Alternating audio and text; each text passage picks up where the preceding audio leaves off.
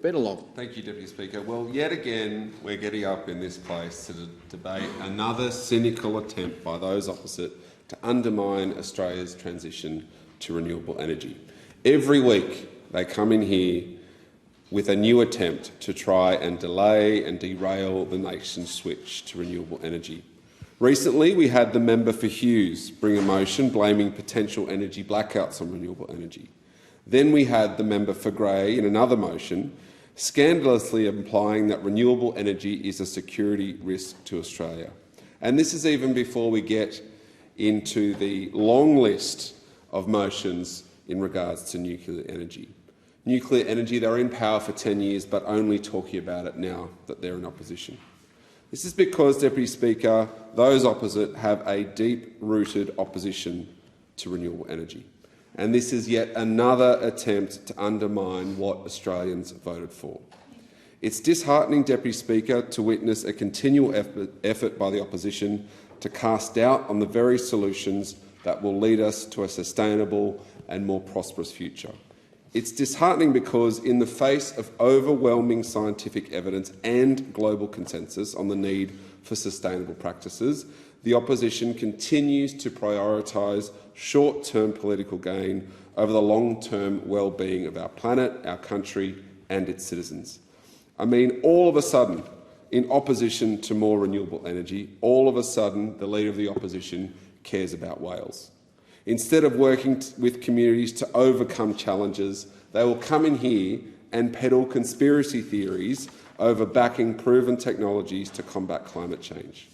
So instead of embracing the opportunities that renewable energy represents, job creation, technological advancement and, of course, reduced emissions, the opposition seems determined to deploy tactics designed to hinder progress.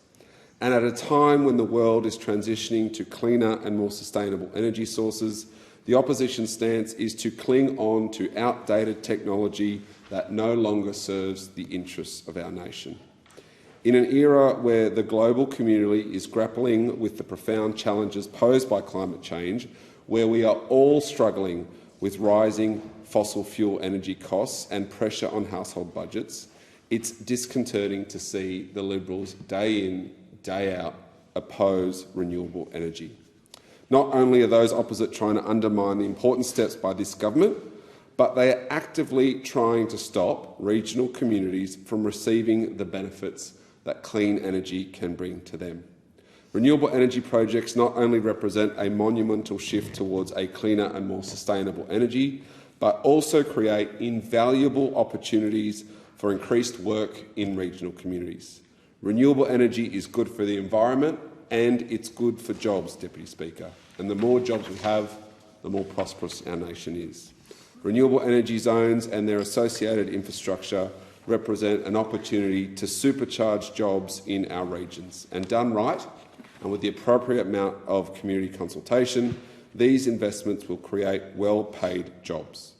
And for the opposition to spread conspiracy theories and cast doubt about these transformative projects is not only irresponsible, but it undermines the true potential that renewable energy projects hold to enhance environmental sustainability and economic prosperity of our nation. We're not only paving the way for more secure, reliable and sustainable energy for our country, but we are prioritising the communities at the heart of these policies, because this government wants the communities where these renewable energy projects are to have a clear stake in the benefits of this nation-building investment. Already, our efforts have delivered an impressive commitment to genuine engagement. Changes made to bolster consultation has resulted in meetings with nearly 500 stakeholders and, of course, submissions from right around the country.